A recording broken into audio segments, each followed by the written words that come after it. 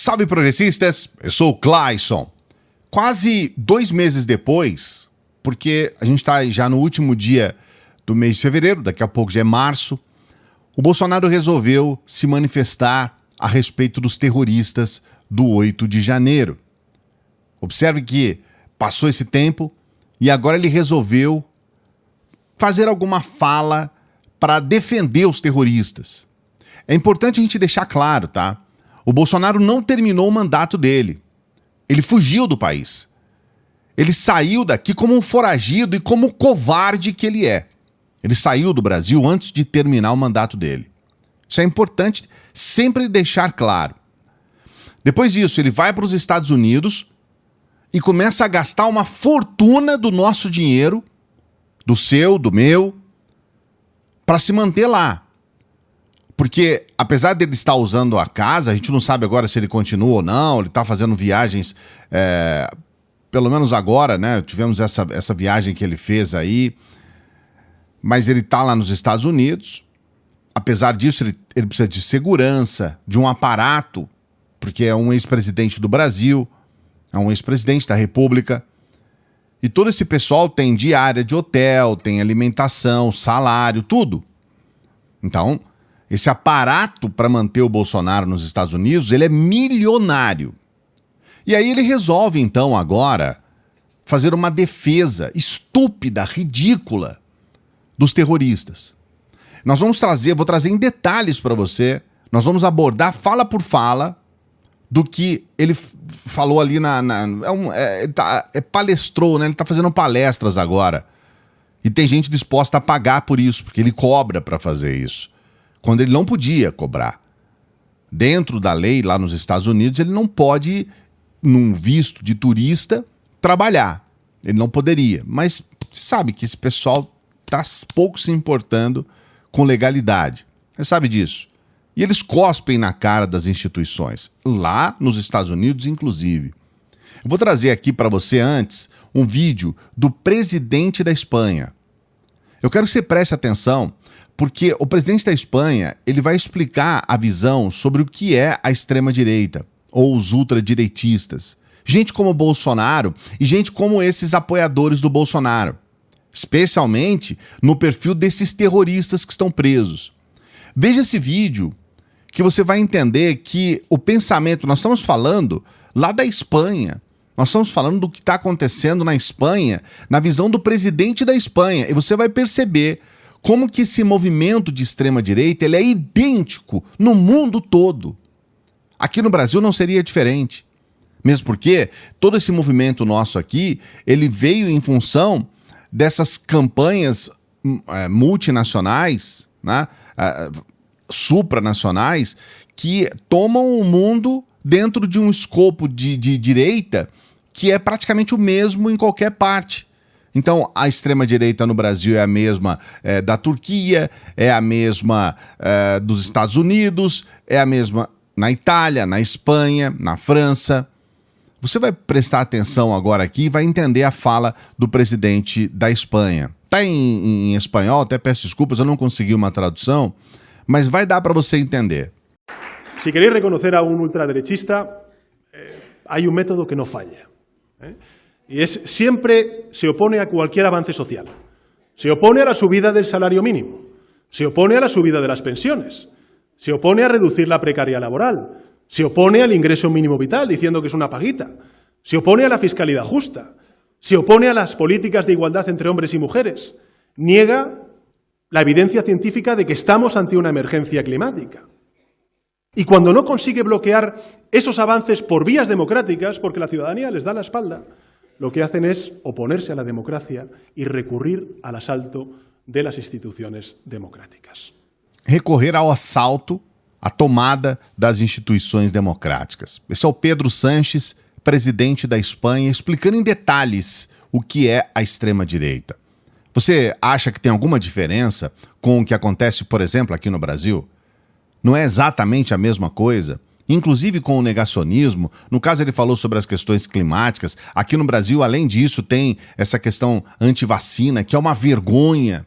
É uma vergonha para um país como o Brasil, que tem uma tradição espetacular, mundial, de vacinação, que tem um instituto como o Instituto Butantan, que fabrica vacinas, que tem cientistas como Carlos Chagas, Vital Brasil, Oswaldo Cruz. Nós tivemos 8 cientistas mulheres que foram fundamentais nesse momento de Covid, agora.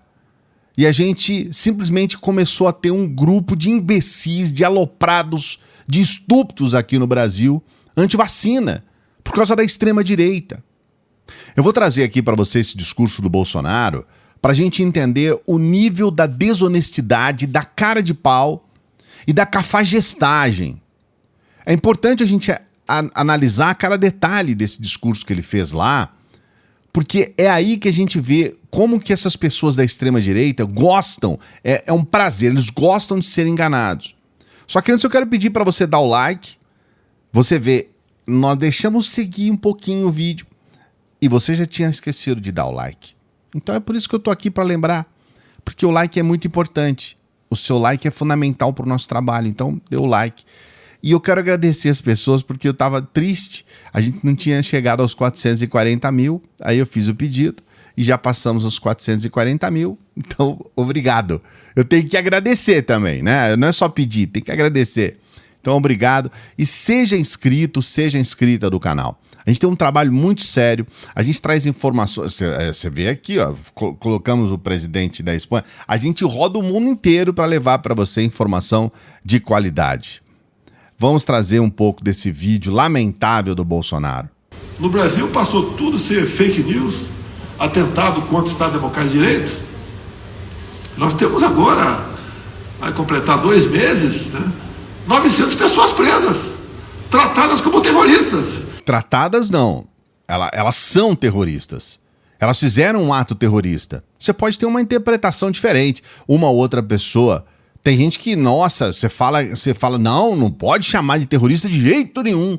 Senão desaba o céu na terra. Senão vai dar um maremoto, vai varrer o mundo. E a gente não pode ter uma opinião de que aquilo que fizeram ali é um ato terrorista. De destruir um patrimônio público nacional, patrimônio cultural, de arrebentar com tudo, de simplesmente estraçalhar com aquilo que é nosso. E a gente não pode ter essa visão. São eles os defensores da opinião, nós temos que ter opinião. História é essa, é liberdade, liberdade de expressão.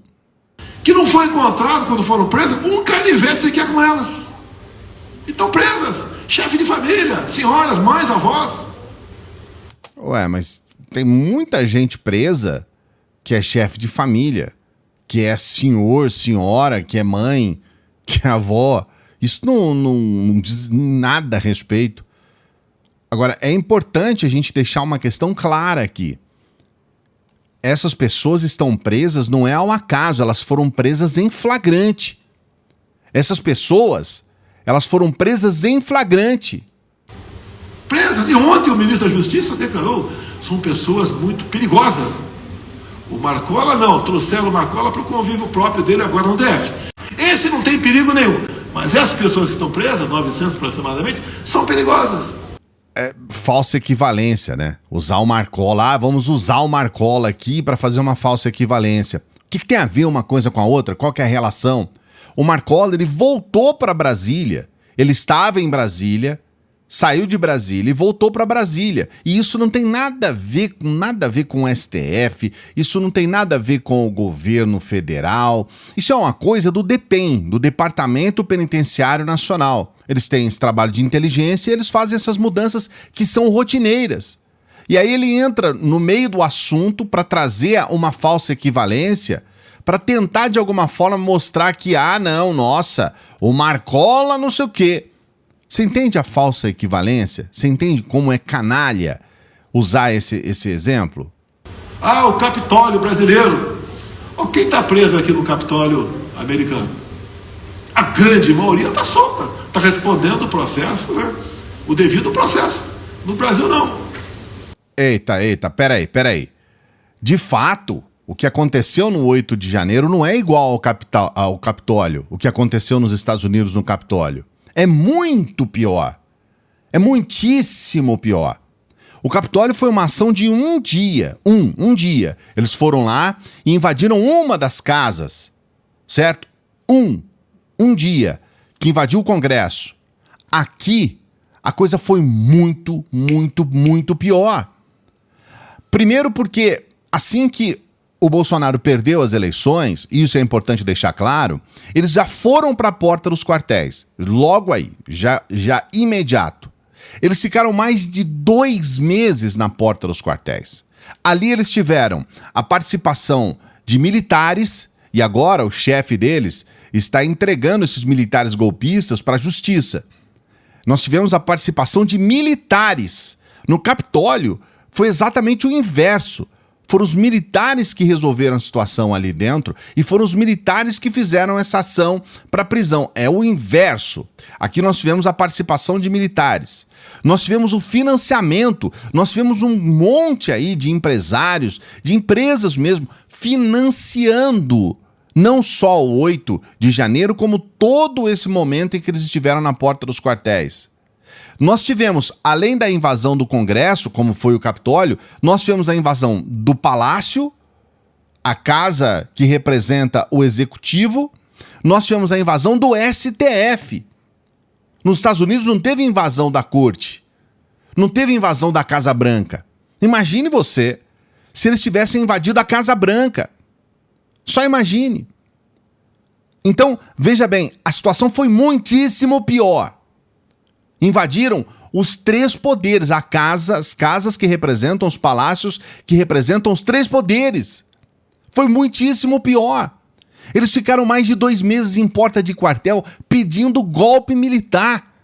Intervenção militar era o que eles estavam pedindo. E pedindo isso diretamente para o exército. E dizer que isso é a mesma coisa? E dizer que quem estava na porta lá não era gente perigosa? Peraí, o que aconteceu na porta dos quartéis foi um absurdo. Nós tivemos, nesses acampamentos, nós tivemos pessoas que simplesmente se uniram para fazer um ataque terrorista. Aquele sujeito que colocou uma bomba para explodir um aeroporto, ele estava dentro de um acampamento na porta do quartel. Lá ele combinou, lá ele pegou a bomba, tudo foi feito lá, na porta dos quartéis. E agora, recentemente, foi descoberto que esse sujeito queria dar um tiro no peito do Lula no dia da posse. Não é perigoso? Esse pessoal que está lá não é perigoso então, Bolsonaro? Não tem formal de culpa, não tem testemunha, as pessoas, a grande maioria, sequer estavam na Praça dos Poderes naquele fatídico domingo que nós não concordamos com o que aconteceu lá, mas a grande maioria sequer estava na Praça dos Poderes, estão presas. Ah, não tem testemunha. Não tem testemunha. Eles mesmos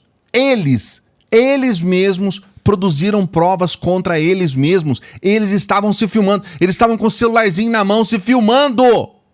Eles simplesmente produziram provas contra eles mesmos. Estava todo mundo se filmando. Eles foram presos em flagrante.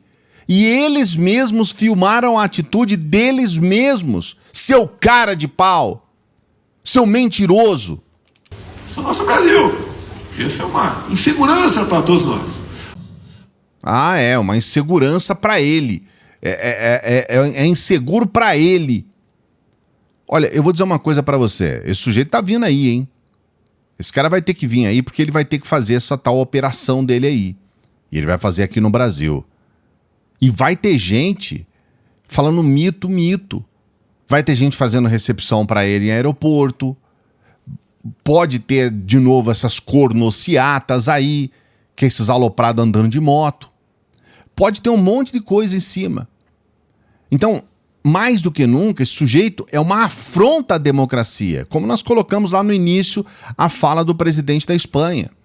Eles simplesmente tomam de assalto a democracia. Então nós precisamos tomar atitudes. Bolsonaro, para dizer muito pouco, ele precisa perder os direitos políticos. Mas, na minha opinião, ele deve ser preso. E na sua opinião, você acha que ele deve ser preso? Qual que é a sua opinião? Quero que você coloque aqui nos comentários. Você acha que o Bolsonaro deve ser preso? Coloque nos comentários aqui. Não se esqueça de dar o like no vídeo, de se inscrever no canal. Sua inscrição é sempre muito importante. A gente está com a nossa meta aqui do 500 mil.